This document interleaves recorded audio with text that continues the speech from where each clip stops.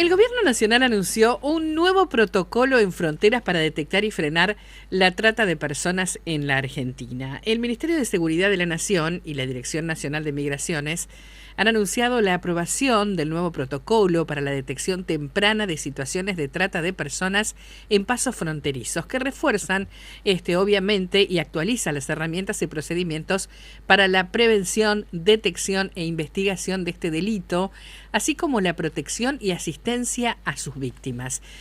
Voy a hablar de este tema pero tan interesante, preocupante, que tiene tantos años y que lamentablemente siempre nos enteramos cuando ya las cosas no se pueden volver atrás, y lo voy a hablar con la abogada Evangelina Castro, que es integrante de Bahía contra la Trata. Evangelina, ¿cómo te va? Buenas tardes. Hola Nati, ¿todo bien por acá? ¿Ustedes? Bien, muy bien. Con este tema que me da escalofríos cada vez que hablamos de este tipo de cosas, porque no es que tengamos o que estemos con los ojos tapados o no queremos mirar al costado, pero es una realidad que está y que a veces no se visibiliza. Sí, viste, es como cuando aparece una noticia, por ahí un evento policial, ahí como que todos reflexionamos, pero si no, en general en el año les cuesta al vecino charlar en su casa o en la escuela, ¿no? No es un tema común. Tal cual, tal cual. Tiene que pasar algo muy drástico, o sea, enterarnos de que ha fallecido una persona, o que la buscan, pero lamentablemente nos pasa eso. Y bueno, con esta nueva herramienta, ¿puede llegar a mejorar un poco esta situación? A mí me pareció interesante la noticia. Estuve como esos días buscando el anexo complementario para ver cómo funcionaría ese protocolo. Lamentablemente, como son fuerzas de seguridad federales, claro, está con efecto reservado, así que no podemos ver los pormenores de cuáles van a ser las medidas que se van a tomar. Y tengamos en cuenta que tiene que ver con una mirada sobre la trata de personas, donde generalmente el traslado, o sea, tiene muchos pasos la trata de personas. Para que lo piense la gente, el que no está en tema, siempre piénsenlo como un caminito en donde se va llevando de a poco a una persona que ya era vulnerable y se la acerca o se la empuja a una situación en donde la van a explotar, y no porque es un loco suelto el que la va a explotar, sino porque genera dinero. O sea, claro, gente haciendo dinero de la vulnerabilidad de los más pobres, de los migrantes, de las personas que no pudieron terminar el colegio, que están desesperados por un trabajo. Es eso la trata de personas, por lo menos en Argentina. La mirada del protocolo me parece que viene a cubrir la idea de la trata internacional. Sí me parece particular la medida porque nosotros tenemos grandes números y grandes estadísticas de trata intranacional. Nosotros tenemos muchos más rescatados argentinos explotados en Argentina que extranjeros, o sea, con mucha distancia. Entonces no me parece una mala medida, pero no sé si me parece estratégico, porque hay mucha más gente de provincias del norte traídas a Buenos Aires para ser explotadas, por ejemplo, en la cosecha de cebolla, y no te va a llamar la atención de Migraciones, porque son gente de Misiones, de Corrientes, no son bolivianos y paraguayos. Claro. O sea, que no está mal, pero no sé si es del todo estratégico. Bien, uno cuando habla de trata de personas por ahí piensa en las mujeres que después son sometidas sexualmente y demás, pero la trata de personas abarca a niños y a muchísima gente, que ya sea, como nombrabas recién, para la cosecha, es como que los tienen como prisioneros, ¿no? Sí, pero prisioneros sin jaulas, porque en realidad la prisión la tiene previamente la persona. Ya estaba en una jaula propia, que era la pobreza, la falta de educación, tal vez el trabajo infantil, ¿no? Porque uno naturaliza lo que le pasa cuando lo que le pasa de chico, la vida de grande no le llama la atención. Entonces, si vos pensás en la población, por ejemplo, en los últimos años, la mayor cantidad de personas rescatadas en trata de personas no eran mujeres, sino varones. Y no eran mujeres en situación de explotación sexual, sino varones en situación de explotación laboral.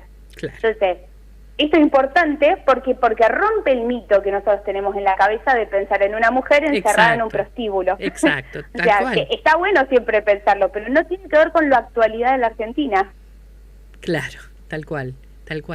La verdad que a veces las cifras son escalofriantes, ¿no? Porque estaba repasando mientras preparábamos la nota y demás, que en el primer trimestre de este año, del 2025, se rescataron 150 víctimas de trata de personas, según el Ministerio de Justicia de la Nación. Ahora, ¿cómo se llega a esa instancia?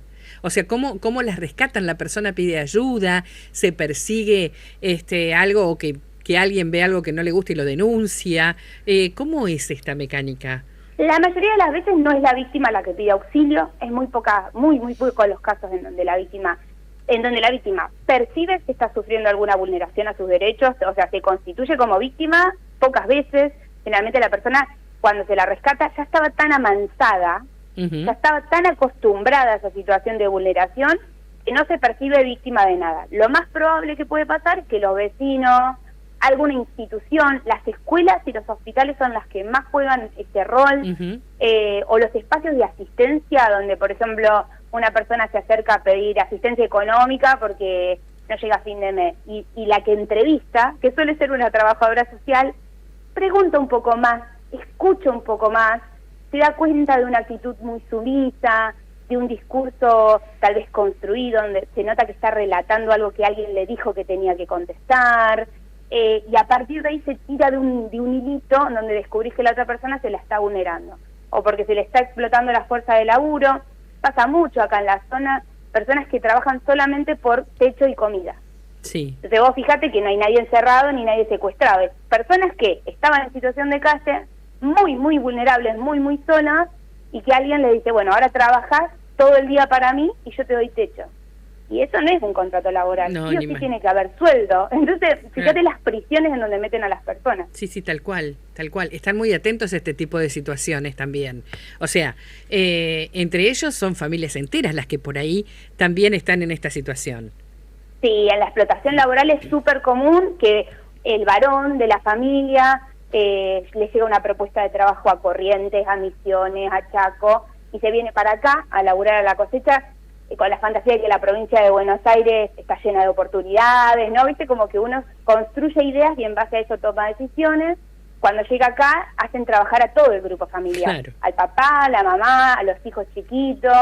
Por ahí en las escuelas rurales detectan esa intermitencia, los nenes van a la escuela un tiempo, en la época de la cosecha desaparecen del ámbito escolar. Entonces ahí son las maestras las que llaman al 145 y hacen la denuncia, ¿no? Y ahí arranca el circuito del rescate.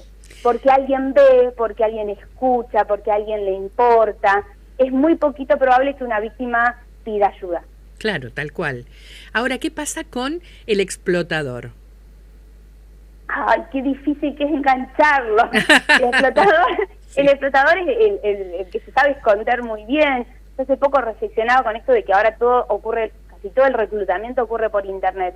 El reclutador tiene cada vez más herramientas para esconderse, para trabajar y que le salga barato, para reclutar a las personas vulnerables a través de internet, porque la gente pide por favor trabajo a través de las redes sociales, publica su currículum de forma pública con todos sus datos, como que la gente se está regalando, ¿no?, al reclutador. Entonces ellos lo hacen cada vez más barato. Y es más difícil encontrarlos, porque seguir una pista por internet es más difícil, viste, que ver un movimiento extraño en el barrio. Y lo que nos pasa a veces es que uno engancha un perejil, pero no encuentra el pez gordo que está atrás. Y genera mucha frustración. Pero a veces hay buenas sentencias que son ejemplificadoras, ¿no?, como para marcar. Cada tanto hay condenas acá en Bahía. Ahora en octubre va a iniciar un juicio por trata de personas en la ciudad y en la zona, y va a ser interesante que salga esa sentencia. Y que lo escuchen también los explotadores, que no es cancha libre Bahía Blanca.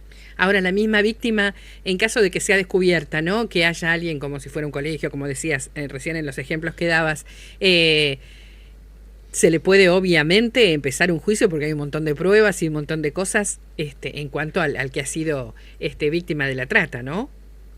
Sí, lo que es difícil también es mantener fortalecida a la víctima para que cuando llegue el momento de declarar pueda hacerlo, ¿no? Porque yo me acuerdo cuando se cerraron los cabarets acá en Bahía Blanca, que muchas chicas que habían sido explotadas hasta hace muy poquito iban al juzgado a pedir que los liberen, porque tenían como un síndrome de Estocolmo, claro, ¿no? Como que tenían afecto hacia sus explotadores, habían convivido con ellos muchísimos años. Entonces es difícil que la víctima se perciba sobreviviente, que se vuelva autónoma, que pueda reclamar sus derechos. Es muy difícil, hay que acompañar muchísimo esto, un trabajo muy de hormiga. Ni más ni menos. Ahora, también esta cuestión que hacen, al margen de todos los abusos que cometen en caso de las chicas que por ahí van a ser dentro de víctimas sexuales y demás, que se les apoderan de los hijos tienen esa herramienta como para tenerlas agarradas y que no digan nada, o se quedan con sus documentos o con un montón de cosas también. Sí, igual fíjate, viste que ellos son muy pillos, entonces se van corriendo. Cuando nosotros aprendimos lo del DNI, ellos se corrieron. Entonces ahora finalmente la víctima en un allanamiento tiene el DNI en la mano. Lo que no tiene es otras cosas. Por ejemplo, está totalmente enganchada ella a una droga y entonces tiene tanta sumisión por consumo que no va a pedir ayuda. O sea, es otra la herramienta que se utiliza para manipular. Ya no hace falta ni retenerles la documentación. Se les da droga, se les da droga gratis, después se les dice que ahora la tienen que pagar, no la pueden pagar y se genera un círculo de endeudamiento y de adicción química. Entonces, casi que son esclavas de ella, pero no hace falta ni la cadena ni la jaula. O sea, es otro la manipulación que juega, química y psicológica. Entonces, sí, nosotros aprendimos lo del DNI, ahora ya se corrieron. Yo siempre que llego a un lugar, todas tienen el DNI, pero tiene muchas razones para lo cual no pedir ayuda ni denunciar.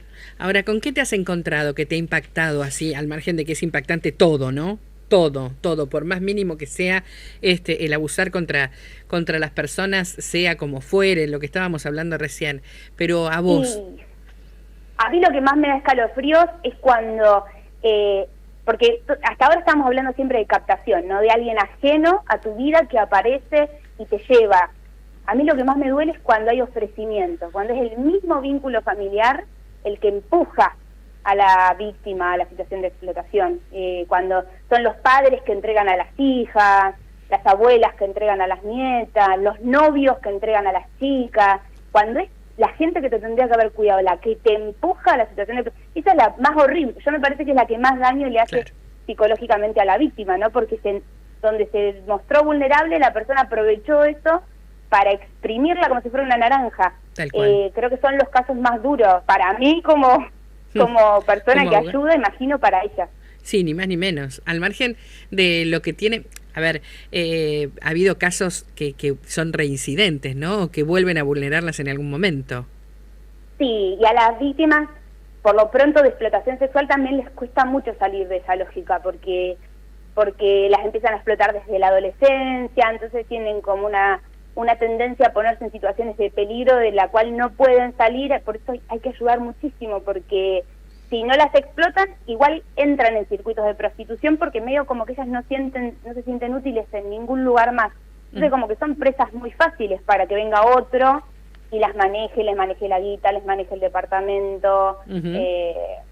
Tremendo, es un entramado. Y siempre en el narcotráfico, porque donde hay prostitución siempre hay venta de drogas, y por eso siempre jodemos tanto que la gente denuncia anónimamente, porque yo no sé a quién le estamos tocando el bolsillo. Entonces los vecinos no se pongan en peligro. Sí, denuncian, pero anónimo. Sí, obviamente, ¿no? Se reclama protección tanto para la víctima como para el denunciante, ni más ni menos. Sí, que es fundamental, porque sin el compromiso del vecino no nos enteramos de nada. Absolutamente. La verdad que es un tema muy interesante y que a medida que van pasando los años nunca se calma todo esto, siempre se reinventa, como lo estabas diciendo vos, Evangelina. Sí, siempre aprendiendo de atrás nosotros, pero bueno, le seguimos la huella. Gracias por el contacto. Gracias, Nati, hasta luego. Hasta luego. Estábamos hablando con Evangelina Castro, que es abogada, integrante de Bahía contra la Trata.